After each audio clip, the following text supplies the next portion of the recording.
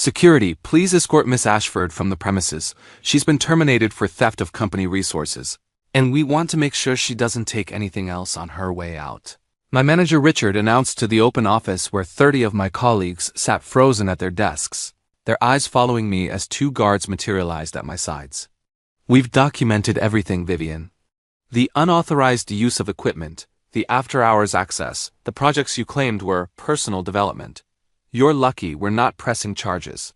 The humiliation was complete and public, designed to be witnessed, designed a message to everyone watching that even minor transgressions would be punished dramatically. But why did I walk out without protest or tears? And why, exactly 1 week later when the mandatory all-staff meeting was called, did Richard's confident expression collapse into sheet-white terror when I entered through the executive entrance alongside the board of directors? The building's name was etched in marble above the main entrance. Ashford Business Center. Richard had worked in that building for 7 years without ever connecting the name to anyone real. Ladies and gentlemen, the board chairman announced to the assembled employees, thank you for gathering on such short notice. I'd like to introduce Vivian Ashford, who will be explaining some significant changes to our organization. 30 faces, the same faces that had watched my humiliation 1 week earlier, turned toward me with expressions ranging from confusion to dawning horror.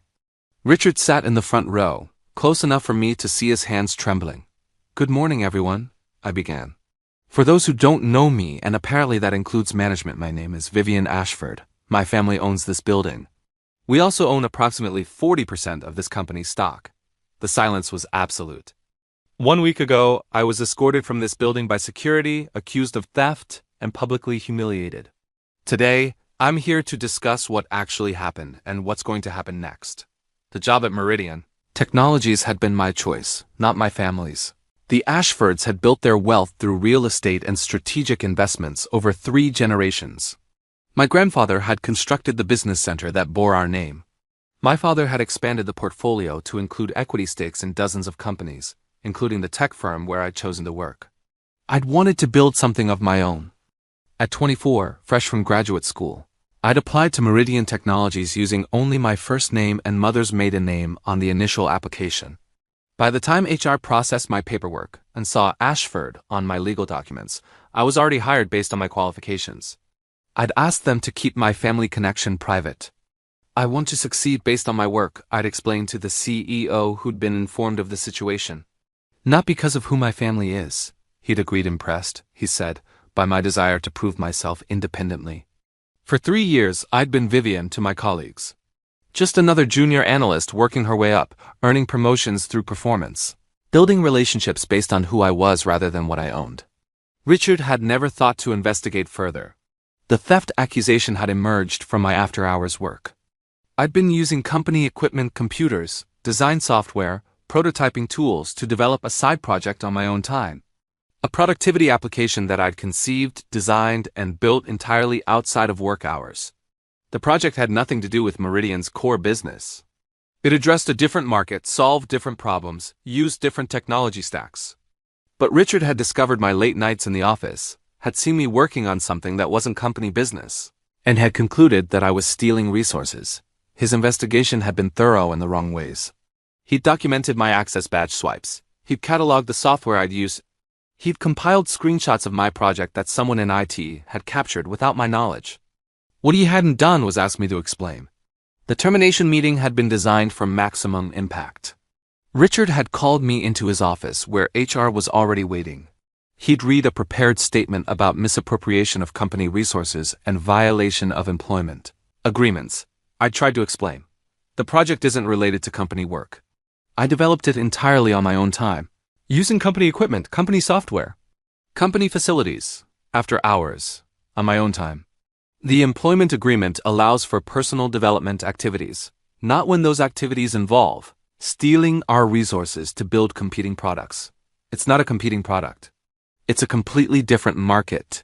That's for legal to determine. Richard had stood, signaling that the conversation was over. Security will escort you out. We'll mail your personal belongings. The walk through the open office past 30 colleagues, past the guards flanking me, past the whispered conversations that would follow me out the door had been the point. Richard wanted everyone to see what happened to people who crossed him. The week between my termination and the mandatory meeting had been eventful. I'd called my father first not for help, but for information. I need to know our exact position in Meridian Technologies. 42% of voting shares. Why? Because I was just fired for theft, and I need to know what options I have. The conversation that followed had been illuminating. My father had built relationships with Meridian's board over 15 years of investment. He sat on the compensation committee. He'd personally advocated for the CEO's hiring. The family stake made us the largest single shareholder. What did they accuse you of stealing? Computer time, software licenses, the ability to work on personal projects after hours. That's in the standard employment agreement. Personal development is explicitly permitted. Richard apparently didn't read that section. My father had been quiet for a moment. Do you want me to handle this? No, I want to handle it myself. But I need the board's attention. You'll have it. The board meeting had happened 3 days after my termination. I'd presented my case methodically. The employment agreement that explicitly permitted personal development activities using company resources during non-work hours. The documentation showing that my project was completely unrelated to Meridian's business. The timeline proving that all my work had been done after hours, on my own time, with no impact on my regular responsibilities. The HR records showing that my performance reviews had been consistently excellent, that I'd exceeded my targets every quarter, that there had been no complaints about my work until Richard discovered my side project. The termination was procedurally improper, substantively unjustified, and conducted in a manner designed to humiliate rather than protect legitimate company interests, I'd concluded. I'm not asking for my job back. I'm asking the board to address the management failure that allowed this to happen. Board's deliberation had been brief. The mandatory all-staff meeting had been called for the following Monday. Richard had been told only that there would be organizational announcements. He'd spent the intervening days apparently congratulating himself on his decisive handling of the theft situation. He'd mentioned to colleagues that his swift action had sent a message about accountability. He'd discussed potential candidates to replace me on the team. He'd moved forward with complete confidence that he'd acted correctly. 1 week ago, I was accused of theft, I told the assembled employees. The specific accusation was that I misused company resources by working on personal projects after hours. Click to my first slide, the employment agreement every employee had signed. Section 7.3 of our employment agreement explicitly permits personal development. Activities using company resources during non-work hours, provided such activities don't compete with company business or interfere with job responsibilities. The text was highlighted on the screen. My project didn't compete with Meridian's business. My job performance exceeded expectations. The termination was therefore not just embarrassing for those involved, it was a violation of the employment agreement that this company uses to attract talent. I clicked to the next slide. But the termination itself isn't why I'm here today. I'm here because of how it was conducted. The screen showed Richard's email to the security team. Make sure everyone in the office sees her being escorted out. I want this to send a message. The words hung in the air. This wasn't a termination based on legitimate policy concerns. It was a performance designed to humiliate an employee, to establish dominance, to demonstrate power. I paused. That email was sent before HR had finished their review. Before legal had weighed in. Before anyone had asked me to explain my activities. Richard's face had gone from white to gray. The manager responsible decided to make an example of me before verifying whether any policy had actually been violated. That's not leadership. That's bullying. The board chairman stood. Thank you, Ms. Ashford. I'd like to add some context for the employees who may not fully understand the situation. He walked to the front of the room, his presence commanding in a way that made Richard seem to shrink. Vivian Ashford's family owns this building. They also own 42% of this company's voting shares, making them our largest shareholder. The Ashford family has been invested in Meridian Technologies since our founding. The murmuring started immediately. Vivian chose to work here under circumstances that didn't advertise her family connection. She wanted to be evaluated on her merits, not her ownership stake. For 3 years, she succeeded. Every performance review confirms her value to this organization. He turned to look directly at Richard. The decision to terminate her employment, publicly humiliate her, and escort her from the building was made by a manager who couldn't be bothered to read the employment agreement, consult with legal, or ask basic questions before staging a spectacle. Richard attempted to speak. I didn't know. You didn't know she was connected to ownership. Correct. The chairman's voice was ice. But the employment agreement applies to all employees equally. The requirement to verify accusations before termination applies regardless of who the employee is. The basic professional courtesy of a private conversation before public humiliation applies to everyone. If you had fired a random analyst this way, it would have been wrong. That it happened to be in Ashford makes it catastrophically stupid, but the underlying failure was the same. Richard had no response. The organizational changes were announced systematically. Richard Patterson is being terminated from his position as regional manager, effective immediately. HR will coordinate his departure. I watched Richard's expression cycle through denial, anger, and finally something like acceptance. Additionally, the company will be conducting a comprehensive review of termination procedures. No employee should ever be escorted from the building based on one manager's unverified accusations. The chairman turned back to the employees. I want to be clear about something. These changes aren't happening because Vivian Ashford is a major shareholder. They're happening because what occurred last week was wrong and it could have happened to any of you. The aftermath took several forms. Richard was escorted from the building by the same security guards who had escorted me 1 week earlier. The symmetry was noted by everyone watching. Employees who had witnessed my humiliation approached me throughout the day, some apologetic, some curious, most simply recalibrating their understanding of who I was. I had no idea, my closest colleague, Jessica, said. You never mentioned anything about your family. That was the point.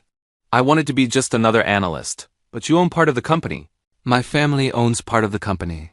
I wanted to earn my place here, not inherit it. Did you? Earn it, I mean? Every performance review said so, until Richard decided I was stealing by doing exactly what the employment agreement permitted. The CEO requested a private meeting that afternoon. I want to apologize personally, he said. I knew about your family connection. I should have been monitoring more closely. You couldn't have predicted Richard would react this way. No. But I could have ensured that termination decisions went through proper review. That's a systemic failure, not just a Richard failure. The board is addressing that. They are. He paused. What are you planning to do now? Your position is still available. Richard's termination means the team needs leadership more than ever. I'm not coming back as an analyst. I didn't expect you would. What would bring you back?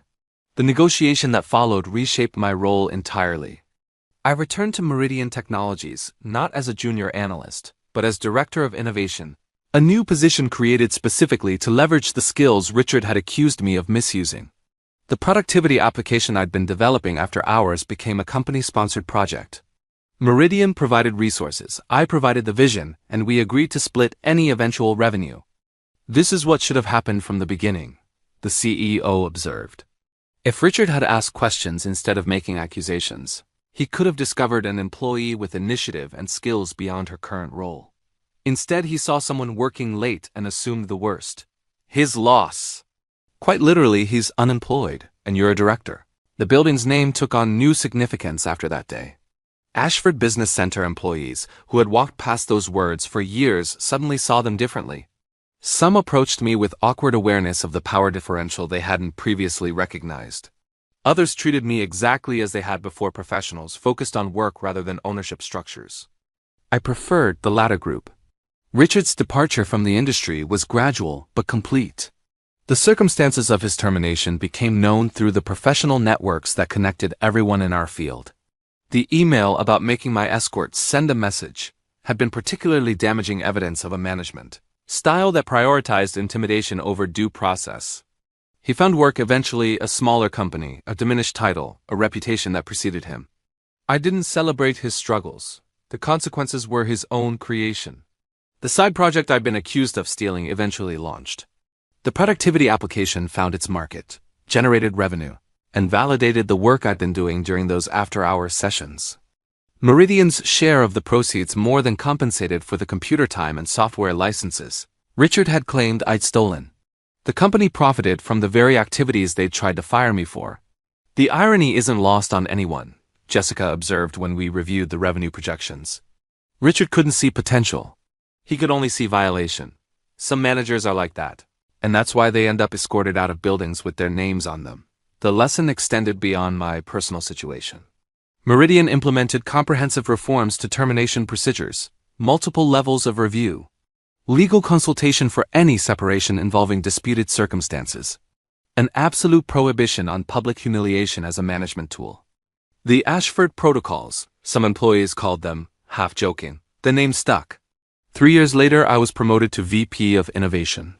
The role had grown as the company recognized what happened when employees were encouraged rather than punished for initiative.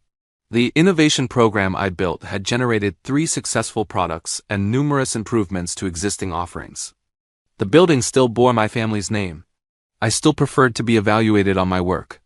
The final conversation about the incident happened at a company anniversary celebration. A new employee, unaware of the history, asked about the framed email in my office, Richard's instructions to security about making my escort visible. Why do you keep that? To remember what bad management looks like. And to make sure I never do the same thing to anyone else. What happened to the guy who sent it? He learned that public humiliation only works when you're certain you're right. He wasn't. And you? I learned that sometimes the best response to being treated unfairly is patience. Wait for the right moment. Present the facts. Let consequences find their proper targets. They fired me in front of 30 coworkers, called it theft. Had security escort me out like a criminal. The crime? Working on personal projects after hours, exactly what the employment agreement permitted. My manager wanted to send a message. 1 week later, I walked into the mandatory all-staff meeting alongside the board of directors. The building had my family's name on it. My family owned 42% of the company. Richard had never bothered to check who I actually was before staging my public humiliation. He was escorted out the same way I had been by the same security guards, past the same watching colleagues. The irony was precise. The project he'd accused me of stealing became a company initiative. The employee he'd tried to destroy became a director. The message he wanted to send found a different recipient entirely.